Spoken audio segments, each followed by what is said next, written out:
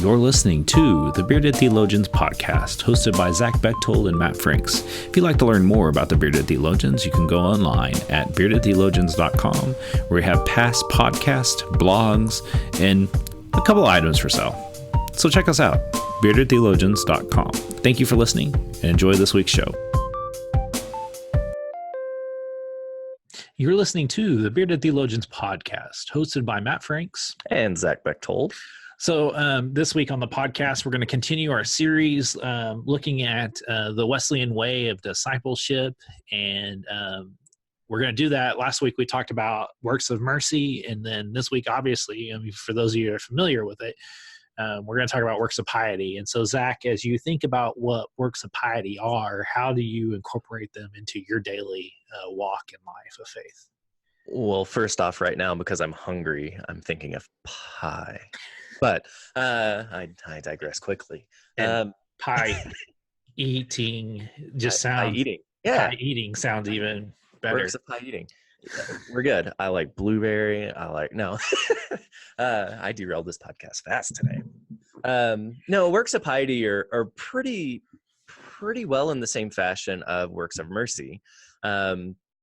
But on the other end of things, we're works of mercy. We're doing good, visiting the sick, seeking justice, ending oppression, those types of things, just physical work out in the community or in our homes or in the various places we do these things. Works of piety are on the other end. They build up our faith. It's reading scripture or other materials, other books and things that feed our faith. And push us to grow and learn more, come closer to God. Meditating and praying, fasting, attending worship. That one's huge. And I love that often we categorize attending worship in the individual practice, but that's a very communal practice to go and be in worship with others, be in worship in community, but it starts on the individual level. So I think that's a really cool bridge that leads to that direction. But there's also things like healthy living. Wesley considered healthy living, taking care of yourself as a work of piety, as well as evangelism, sharing your faith with others. And then we get back into the communal practice with worship and things, but also the sacraments, going and celebrating Holy Communion in community often.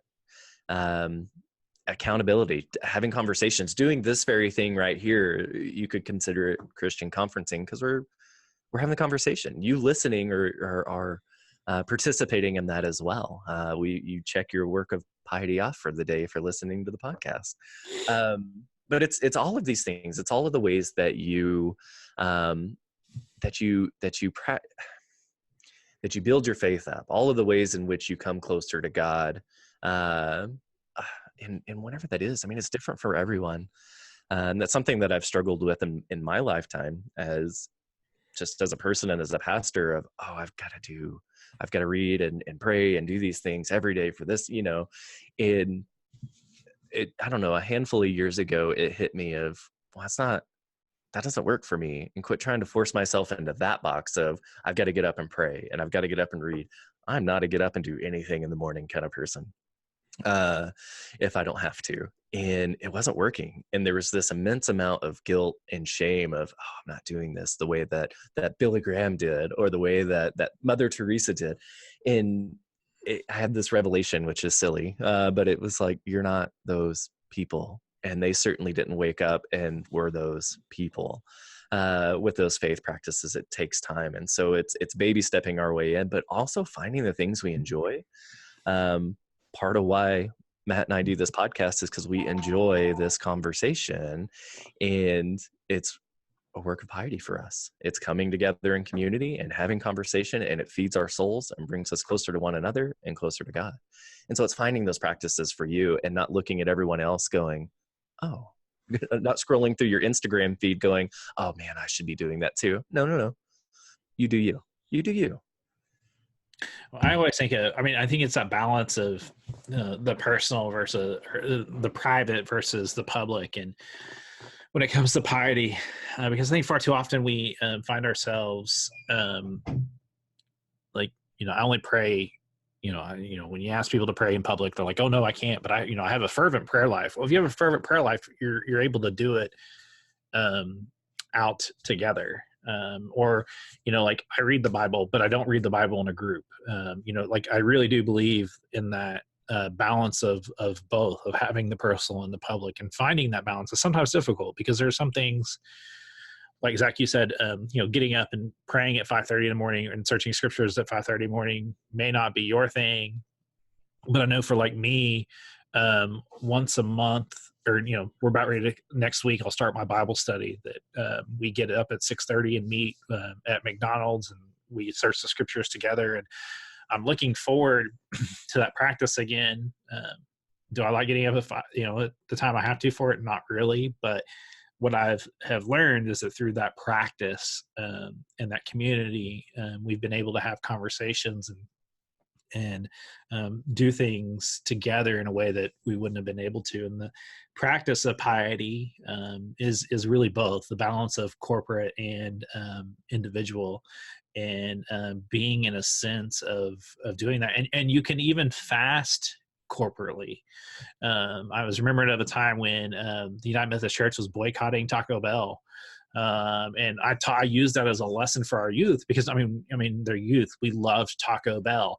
But we talked about how we could, fast from this to boycott the underpaid tomato workers. And it led to really good conversation, which also led to a whole other sense of practice of our faith in a way that we wouldn't have never done before had we not taken that seriously. And those things that we do with prayer, scripture reading, Holy Communion, fasting, Christian community, and healthy living, those are vital and key for us to live out our faith in such a way that we can be centered and holy. Because I don't think, if you don't do those things, I don't know if you can be centered and grounded in faith with works of mercy.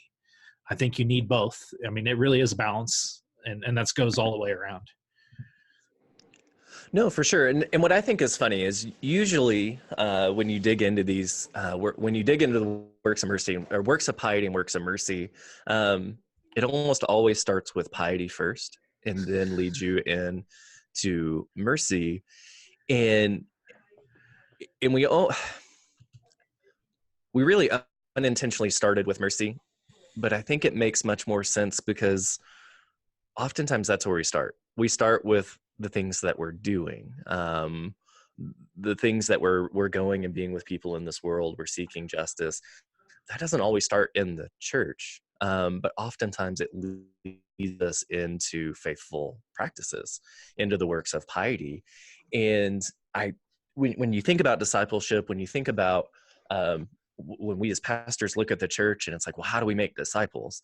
Well, let's find out where people are actually practicing their faith, and let's promote that. Let's encourage them to go and do that. And then let's ask them the very Wesleyan question of, where do you see God at work? When you go to these places, when you do these things, when you have these conversations, when you read this or that, or whatever it is, right? Where do you see God at work? And it begins to build that bridge of, oh, here's where my faith is building. Here's how I go and live it out. Here's how I keep feeding that, right? And like you say, there's those seasons of life where, sometimes, but crack of dawn, early in the morning, we get up and we go have breakfast, and it's wonderful. I have loved those times in ministry to get up that early and go to a prayer breakfast. I don't want to do it all the time, though. I don't want to do it 52 weeks out of the year, but 15 weeks out of the year, or 15 weeks in a season, and then you take the summer off, do it again. Yeah, it's great. Those are fun. Those are fun moments to be in. And often those are times we get to spend with people that otherwise wouldn't have the chance to get to know us as pastors, as people, right? Or it's just a different setting outside of the church or outside of a Bible study in the church. And so these works of piety they do that for us. They open up these opportunities for us to grow in our faith individually, communally, and in ways we never thought would be possible or that we would enjoy, Well, and I think that's a good question to kind of end on for this week, is that what are your works of piety? feel free to share those on our website or through our Facebook or Instagram or wherever you're engaging with us.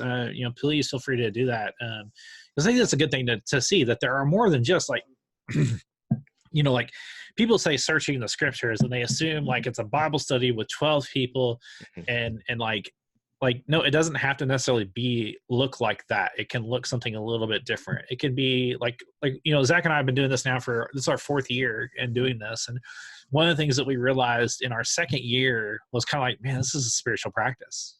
And like, it's something that we, work at. And, it's definitely, I know it's helped me and my faith, and even in looking at scriptures or even just having a simple conversation about scriptures or faith or any other theological concept. And I think when we do not have to be held by a list, just like we don't have to put discipleship in the corner. And so, I want to encourage you, share with us what your practice is. And so you can do that by going to beardedtheologians.com or through our Facebook at the Bearded Theologians. And so, encourage us to check us out on our website and all the other stuff that we've got. We've got all sorts of gear and all sorts of things. And so for the Bearded Theologians, I'm Matt Franks. I'm Zach Bechtold. Thanks for checking us out. We hope you've enjoyed the conversations that we've had today on the Bearded Theologians Beardcast, and we'd encourage you to continue those conversations online at beardedtheologians.com or on our Facebook page. We also hope that you pick up a couple of coffee mugs to satisfy your coffee mug collection. Have a good day.